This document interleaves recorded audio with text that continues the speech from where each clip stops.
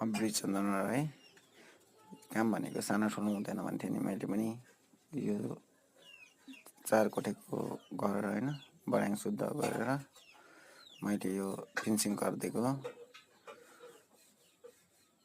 यसमा कलर दसैँ पछाडि मात्रै लाउने अरे, त्यही भएर अहिले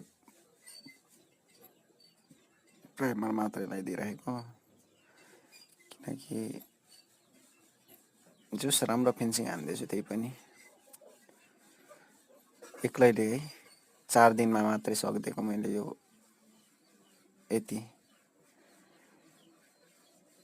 प्यासेस गरेर जम्मा 6 कोठाको जति थियो यो एक्लैले सक्दिएको।